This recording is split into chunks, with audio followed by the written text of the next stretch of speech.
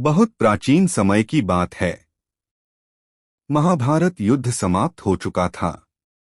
युद्ध में अपार विनाश हुआ था, लेकिन एक ऐसा वीर था जिसने पूरा युद्ध देखा, फिर भी किसी का रक्त नहीं बहाया। बर्बरीक, जिसे आज हम श्याम बाबा के नाम से जानते हैं। बर्बरीक का वरदान। बर्बरीक भीम के पौत्र और घटोत्कच के पुत्र थे। बचपन से ही वे अत्यंत पराक्रमी थे। उनकी माता मोरवी ने उन्हें भगवान शिव की कठोर तपस्या करवाई। शिवजी प्रसन्न हुए और बर्बरीक को 3 अमोघ बाण दिए। इन बाणों की शक्ति ऐसी थी कि पहला बाण युद्ध के सारे शत्रुओं को चिन्हित कर लेता, दूसरा बाण मित्रों को अलग करता, तीसरा बाण सबको नष्ट कर देता। बर्बरीक ने प्रतिज्ञा ली थी, मैं युद्ध में सदैव हारने वाले पक्ष का साथ दूंगा। श्री कृष्ण की परीक्षा। महाभारत युद्ध से पहले जब श्री कृष्ण को यह बात पता चली तो वे ब्राह्मण का वेश धारण कर बर्बरीक के पास पहुंचे। श्री कृष्ण ने पूछा, यदि तुम युद्ध में गए तो युद्ध कितने समय में समाप्त होगा? बर्बरीक ने विनम्रता से कहा, हे ब्राह्मण, केवल 1 मिनट में। यह सुनकर श्री कृष्ण समझ गए कि यदि बर्बरीक युद्ध में उतरे तो युद्ध का संतुलन बिगड़ जाएगा। श्री कृष्ण ने उनसे दान मांगा, मुझे तुम्हारा शीश चाहिए।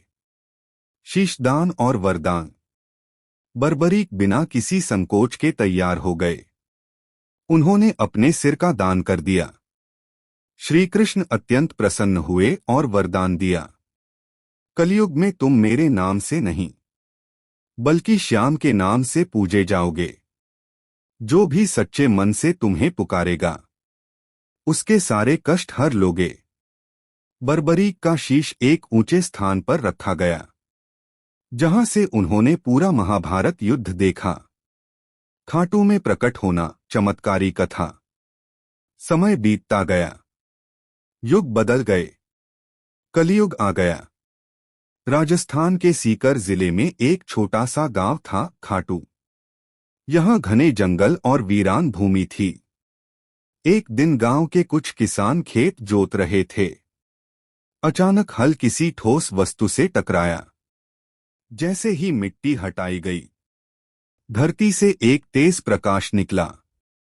सब लोग डर गए। जब पूरी तरह खुदाई हुई तो एक अद्भुत शीश प्रकट हुआ, जिसकी आंखों में दिव्य तेज था। उसी रात गांव के ठाकुर को स्वप्न आया। स्वप्न में एक दिव्य पुरुष ने कहा, मैं वही हूं जिसे तुम ढूंढ रहे हो।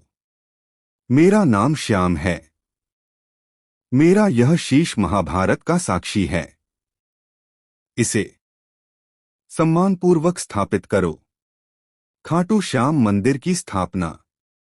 गांव वालों ने मिलकर शीश को पास के कुंड में स्नान कराया। जैसे ही स्नान हुआ, वह शीश श्यामवर्ण हो गया। यहीं पर खाटू श्याम जी का मंदिर बना। धीरे धीरे बाबा की महिमा चारों दिशाओं में फैलने लगी। कोई बीमार ठीक हुआ, कोई दरिद्र धनवान बना, किसी को संतान प्राप्त हुई, किसी के रुके काम पूरे हुए।